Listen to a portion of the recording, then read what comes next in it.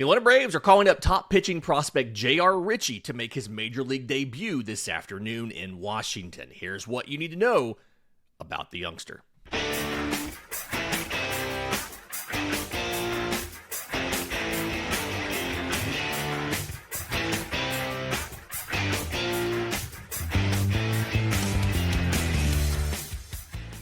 Yes, welcome on into the Braves Today podcast, a production of the Belief Podcast Network and presented to you by FanDuel. I'm Lindsey Crosby, founder of BravesToday.com, a daily newsletter about the Atlanta Braves. The Braves are calling up JR Ritchie, their number one pitching prospect, to make a start in Washington in the series finale against the Nationals. Let's talk about who he is, what he does, and why the Braves had to do this now. And real quick, one of Atlanta's 2 first-round picks in 2022. JR Ritchie was number 35 overall. He came out of the prep ranks of Washington State. I believe this is going to be Bainbridge High School in Washington. He got started in the minors with Atlanta right after the draft. Through 14 in the third innings post-draft, 188 ERA. Started 2023 in single-A Augusta, but went down after I think like 5 or 6 starts with Tommy John surgery. He came back in 2024 and spent the rest of that year in the lower minors.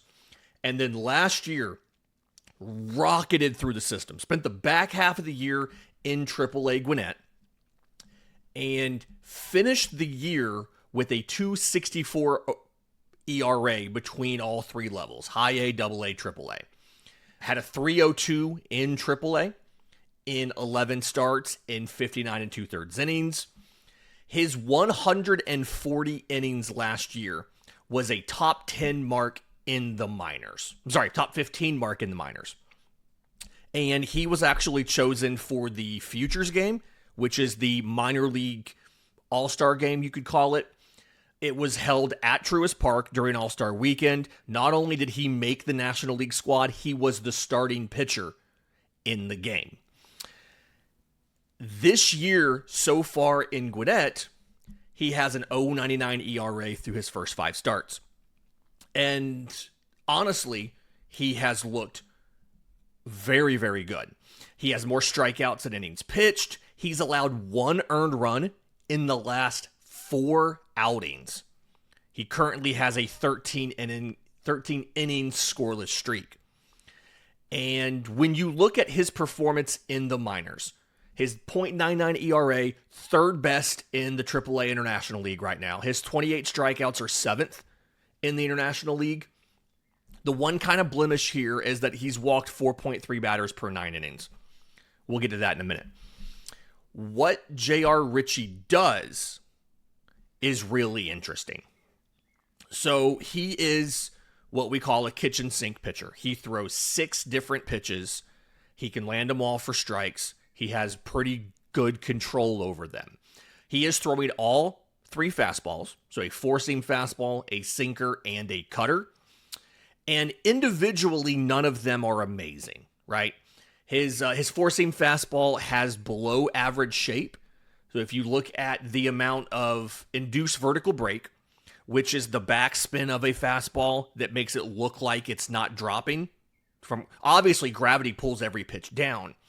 But the more backspin you have, the better ability it has to resist that drop and can even look like it's rising if you have enough induced vertical break.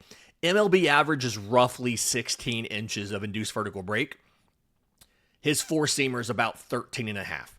So it's a below average shape. His velocity, he's averaged 93.8 with it in AAA this year. So that is also slightly below average. But the thing for Richie with that four-seam fastball is that's not the only pitch he's throwing. That's not the only fastball he's throwing. He's also throwing a 93-mile-an-hour sinker and a 90-mile-an-hour cutter. So he has all 3 fastball options. And despite the shape of the four-seamer, because he mixes all of those fastballs well, even if a hitter is expecting a fastball, they don't know which one they're going to get. So he still has a 25% whiff rate on the four-seamer. 1 in every 4 swings against the four-seam fastball is a swing and miss because nobody knows if it's going to be a four-seamer or a cutter or a sinker. He does really well at getting ground balls with the sinker. His ground ball rate in AAA overall is 50%, which is like the top third of AAA. And if he were in the majors, that would be a top 100 mark in the majors for ground ball rate. He's not like he's not the best, but he's above average at getting ground balls. He's also done a really good job at not allowing hard contact because of those fastballs and his other pitches. So that's a thing he has going for him. Speaking of those other pitches, he throws a pair of breaking balls. He has both a sweeper and a curveball. The sweeper is a ton of horizontal movement, right? It is breaking in towards a lefty and away from a righty. He also has a curveball that drops both down and some movement away from a righty. Two-plane break. It is his best pitch to miss bats, the curveball. In AAA this season so far, that's a smaller sample size, right? He's made 5 starts, but a 58% whiff rate. So more than half the time, swing and miss on the curveball. His second most used pitch, though, is a changeup, so an off-speed pitch. It averages around 87 miles an hour. So the breaking balls, the curveball and the sweeper are in the low 80s. The fastballs are in the low 90s. The changeup sits right there in the middle, about 87 or so. It has a very similar movement profile to the sinker. And so they pair very well together. And the sinker and the changeup together do a really good job of getting him to that 48-50% ground ball rate that he has. He also, is kind of around league average in barrel rates. He gets about 27% chase rate, 26% swing and miss rate overall. But there's a couple different ways that he can go about approaching an at-bat and approaching an outing. In just a minute, let's talk about what to expect from JR Ritchie today. What are the likely outcomes? And why the Braves had to call him up now. We'll do that next, right here on Braves Today. But first, today's episode is brought to you by our friends at Grand Slam Getaways. If you've dreamt of going on the ultimate baseball road trip, this one's for you. Grand Slam Getaways offers bucket list baseball road trips designed for fans who love the game and want to travel in style. All these trips depart from Atlanta include field-level tickets, 3-star hotels, daily breakfast, a full slate of ballparks, and other activities. Each trip includes at least 2 Braves road games, plus appearances by former MLB players, giveaways, and fun side trips. Louisville Slugger Museum is on tap for one of these 2 trips. Whether you're retired, you're a baseball nut, or you want a really great parent-child summer adventure where the logistics are handled for you, this is a stress-free way to hit the road with fellow Braves fans. There are 2 remaining trips to choose from. They are going next month to Florida. It's kind of late to sign up for that. But June to the Midwest, July to the Northeast. Again, these are all timed to match up with at least 2 Braves road games, plus other games in other notable ballparks on that route. You can reserve your spot now with a small deposit. Go to grandslam-getaways.com to make this summer a Grand Slam. Check it out now, grandslam-getaways.com, to let the baseball adventure begin. JR Ritchie makes his first start today, and the Braves are favored to win this game. Braves Today sponsor FanDuel has the Braves as a 1.5 run favorite. They do think it'll be a little bit of a higher scoring game, which isn't shocking. It feels like every game in this series has been higher scoring. The over-under is 9.5. But even with the switch from Martin Perez to JR Ritchie, the Braves are expected to win. And I think it's worth discussing what are the outcomes today and what are the concerns here. Because again, he's getting really good weak contact on the ground. He has that 13-inning scoreless streak. But the one place where I get a little bit concerned is his ability to get big leaguers to swing and miss. And we saw this in spring training. He made a couple appearances in Major League Camp And the notable trend was when he came in after somebody, he piggybacked Chris Sale a little bit. When he came in after somebody and was facing fellow minor leaguers, he looked pretty dominant. He finished a game against the Red Sox where he just tore through their prospects. It wasn't really even that competitive. He also got a start on the road in Dunedin against a mostly complete Toronto Blue Jays lineup, and he only had 2 strikeouts in 4 innings of work. He walked 4. He was tagged for 2 runs. 5 of the 6 fielding outs were ground balls, and that's what let him get through the outing. But he also allowed 4 batted balls of 100 miles an hour in the air. And the hard part about this national squad is they've already scored 26 runs on Atlanta in the first 3 games of the series.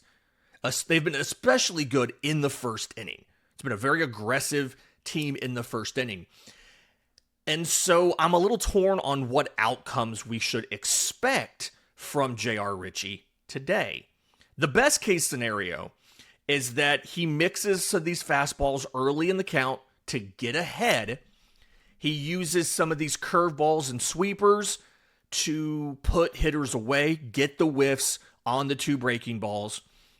And then if he gets behind in the count, he's throwing sinkers, he's throwing changeups to generate ground balls and avoid giving up runs. You could see a path, if everything works right, for him to pitch 6 innings, get 2 double plays, put up 4 or 5 strikeouts, and have 6 scoreless innings. But I think the more realistic outcome here is something you see a lot with a lot of young pitchers, especially ones who don't have an elite pitch or massive velocity to fall back on, right? He's going to get some ground outs. He'll put away a couple guys on strikeouts, but he's probably also going to have a little bit of trouble when he gets to 2 strikes, finding a way to get that 3rd strike. And you're going to end up, he's going to go 4 or 5 innings. You're going to see a couple runs on the board. And there's going to be things you can take away that are positive, but there's also going to be some learning moments for him as he adjusts to the difference in a hitter in Memphis or a hitter in Nashville or a hitter in Jacksonville to a hitter in Washington. And the reason the Braves have to use him in the first place is because they've just burned through all of their pitching options in the last couple days. The 2 games before this, in this series, the Braves have used 4 of their starting options. The Braves had only started 6 different pitchers so far this year. And Jose Suarez was their first number 5 starter, and they swapped to Martin Perez. But Ronaldo Lopez on Tuesday couldn't record an out in the 2nd inning before he exited. Jose Suarez had to pitch 3 innings. They called up Didier Fuentes for last night's game. Didier Fuentes went just 3 innings. He had a very long first inning, and I do think that it wasn't entirely his fault. There was some not quality contact that fell for hits. There was a really good piece of hitting to tag him with a 3-run home run in the first inning. But the point remains, he only went 3 innings. And because the bullpen was so overworked from Tuesday, that veteran starter Martin Perez, who has been the number 5 starter after that first time through, he had to come in the game and take multiple innings just to get Atlanta to the back half of the bullpen so that the Braves bullpen could put away the win. They've just burned through all of their pitching options. If you didn't have a situation where you lost Spencer Schwellenbach and Herson Waldrop and Joey Wentz and Spencer Strider all in spring training, this likely isn't happening. JR Ritchie probably isn't getting a call up here, and he just stays in Gwinnett and keeps pitching. But they burned through all of their options, and they had to call him up, and they had to give him a shot. I think to remember, Ritchie's not being called up because he's a finished product and he's just polished and ready to go. He's being called up because the Braves need innings, but he happens to be the prospect that is best prepared, even if things don't go perfectly, to give them 5 innings. He could generate ground balls. He's really good at sequencing. The control, for the most part, has been pretty good. Again, he struggled a little bit with some walks in the minors so far, but for the most part, the control's been there. He can mix the pitches all really well. Nothing's elite, but everything's solid. He's one of those sum of all parts pitchers. Any one pitch individually isn't dominant, but when you mix them all together and he can locate them where he needs to, he ends up being a pretty solid pitcher. If something does happen that, and he ends up getting knocked out of the game after 2 or 3 innings, the Braves also called up veteran starter Carlos Carrasco out of the minors. He flew up last night along with Richie. From what I understand, both of them caught a late night flight out of Atlanta to DC so that they could wake up in DC this morning and prep for the start. Carrasco, he's 39 years old, but in the minors so far this year for Gwinnett, 21 innings across 4 starts, 171 ERA. He's allowed 4 earned runs. He's walked 5. He struck out 18. And so, were something to happen, were Richie to get knocked out after 3, Carlos Carrasco should be able to come into the game and give you 3 or 4 innings and get you to the back end of the bullpen, which has been incredibly overworked so far in this series because you, in essence, had 2 bullpen games back-to-back between Fuentes leaving after 3 and Lopez leaving in the second without having recorded an out. It's going to be really intriguing to me to see how well he does. Does he stay up as a starter? Does he go back down? I'm assuming he likely goes back down after this no matter what, simply because if you keep him up, then you're committing to 6 starters. And doing that means that you have to run a short bullpen. And we've seen this week, and Alex Anthopoulos has told us this. We asked him this, I want to say it was before the winter meetings. We asked him about the possibility of a 6-man rotation. And he said that, we'd love to do it, we just can't. Because the first time you have a guy with a short outing, like what happened on Tuesday, it ruins everything. You have to scramble, you have to find more starters, you have to make multiple bullpen moves. And Atlanta's bullpen just doesn't have a lot of optionable pieces. We'll see what happens. We'll be back to talk more about this game. The postcast will be over on Locked On Sports Atlanta.